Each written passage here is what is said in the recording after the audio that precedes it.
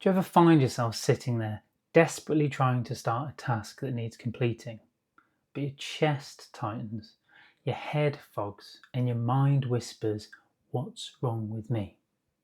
Then you reach for your phone and the same old familiar spiral of procrastination begins. You're not lazy, you're not broken, you're actually in a survival mode. Today I want to show you why trauma can make even small things feel impossible, and why traditional advice like just start or motivational hacks will actually keep you even more stuck. Most of the people I work with are outwardly successful, they're smart and very capable people, yet they spend their days stuck in these invisible loops. They want to take action on the task at hand, but they freeze. The guilt builds, the shame whispers, "You should be doing more, you should be stronger, you should be more motivated." Does that sound familiar? They've read every book, tried to do lists, Pomodoro timers, but nothing sticks. And the more they actually push, the heavier it feels. Because procrastination isn't really about laziness at all. It's actually about safety. So let's look at the true origin of procrastination. When you grow up in an environment where being yourself didn't feel safe, where mistakes brought judgment, and when praise was based upon you being well behaved, the good boy, good girl, and compliant, then your body learns that taking action can actually be quite dangerous. If you weren't loved and met perfectly as you are, unconditionally, then naturally you'll start to overthink and procrastinate on every single decision that you make in life. So even as adults, the moment you try to move forward, that same old protection pattern kicks in. The freeze, the overthinking, the procrastination. It's not a mindset issue, it's your nervous system doing its job. It's keeping you safe. Think of your nervous system like a loyal old dog. The dog senses danger. It knows when things aren't okay for you and it wants to protect you at all costs. So it will sit there and snarl and bare its teeth and bark.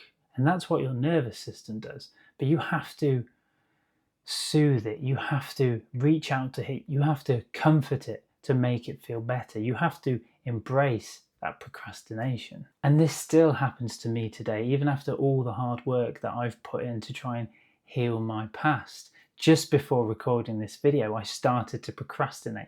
I froze, I felt all heavy and horrible, and I just distracted myself. I actually spent 30 minutes researching teleprompters. So you're certainly not alone with this. I completely understand. I completely get it. Because for me, growing up, getting things wrong meant being shamed, judged, or even ignored. So my nervous system learned doing equals danger. That's why even now, years later, that same freeze shows up whenever something really matters to me, like recording these videos. So let's take a look now at what's really happening when we procrastinate and where it comes from, so we can do more of the things that we love to do and finally get that stuff done.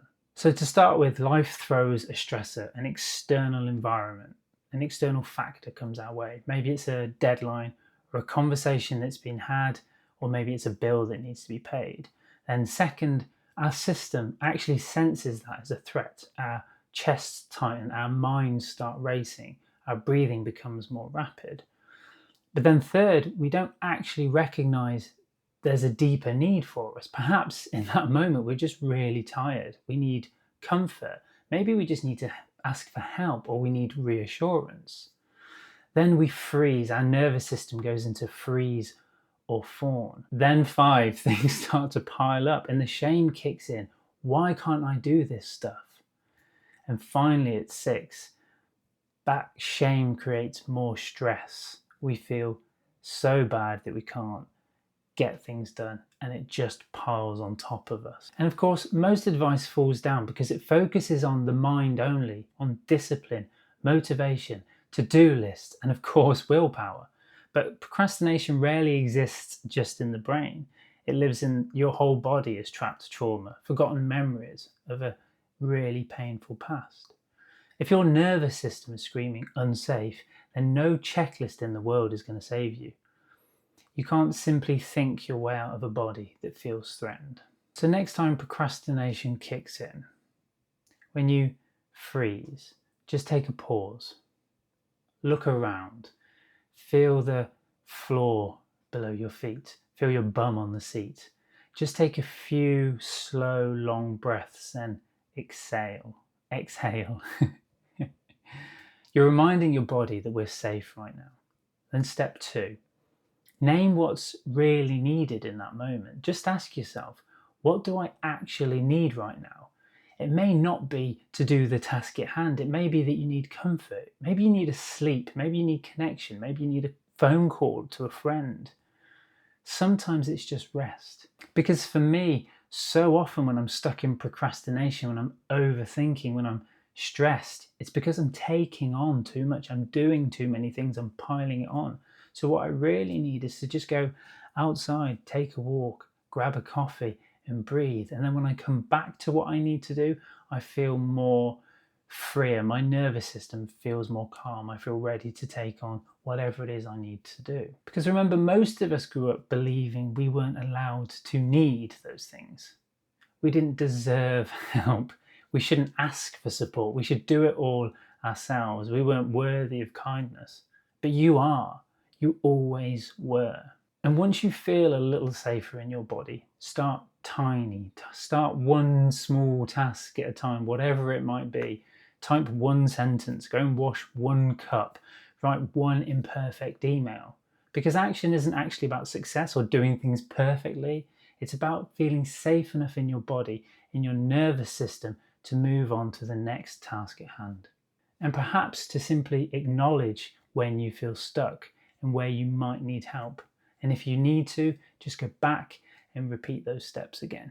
And when you act from a place of safety, not shame, your nervous system naturally settles, your body relaxes, your breathing slows, and you feel more at peace.